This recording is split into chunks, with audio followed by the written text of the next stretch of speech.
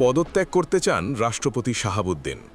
আগামী ফেব্রুয়ারির সংসদীয় নির্বাচনের পর নিজের মেয়াদের মধ্যেই পদত্যাগ করতে চান বলে বৃহস্পতিবার রয়টার্সকে জানিয়েছেন বাংলাদেশের রাষ্ট্রপতি মোহাম্মদ শাহাবুদ্দিন। অন্তর্বর্তীকালীন সরকারের প্রধান উপদেষ্টা ড মোহাম্মদ ইউনূসের আচরণের কারণে অপমানিত বোধ করছেন বলেও তিনি জানান।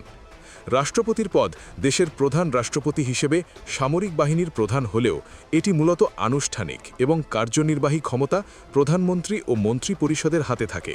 তবে ২০২৪ সালের অগস্টে ছাত্র নেতৃত্বাধীন আন্দোলনের কারণে দীর্ঘদিনের সাবেক প্রধানমন্ত্রী শেখ হাসিনাকে নয়াদিল্লি চলে যেতে বাধ্য হলে তার ভূমিকা গুরুত্ব পায়।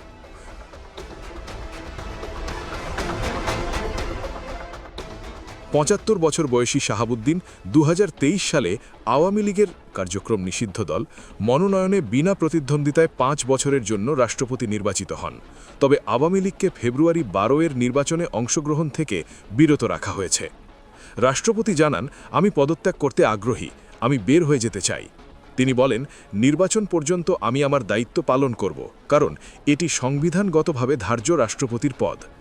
শাহাবুদ্দিন বলেন, ড ইউনূস প্রায় ৭ মাস ধরে তার সঙ্গে দেখা করেননি।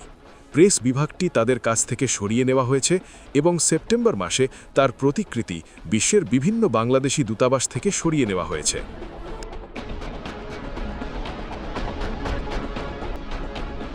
তিনি বলেন, প্রেসিডেন্টের ছবি সকল কনসুলেট, দূতাবাস এবং হাই কমিশনে থাকত, যা এক রাতেই হঠাৎ সরিয়ে নেওয়া হয়েছে।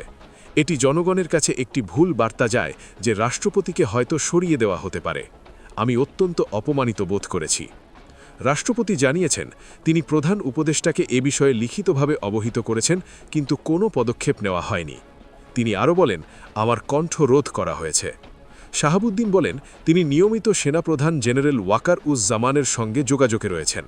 ২০২৪ সালের অগাস্টে তৎকালীন হিংসাত্মক প্রতিবাদের সময় সেনারা পদক্ষেপ না নেওয়ায় সাবেক প্রধানমন্ত্রী শেখ হাসিনার ভবিষ্যৎ সিল হয়ে যায়।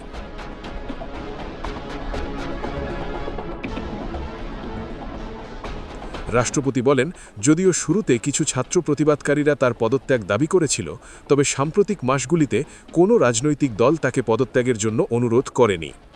মত জরিপে দেখা যাচ্ছে, প্রাক্তন প্রধানমন্ত্রী খালেদা জিয়ার নেতৃত্বাধীন বাংলাদেশ জাতীয় পার্টি বিএনপি এবং কট্টরপন্থী জামায়াত-ই-ইসলাম আগামী সরকারের প্রধান প্রার্থী হতে পারে। ২০০১ থেকে ২০০৬ সাল পর্যন্ত তারা ক্ষমতাসীন জোটের অংশ ছিল।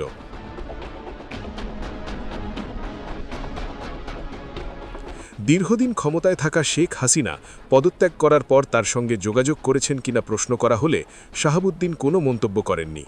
তিনি বলেন, রাষ্ট্রপতি পদে আসার পর আমি স্বতন্ত্র, কোনো দলের সঙ্গে যুক্ত নই।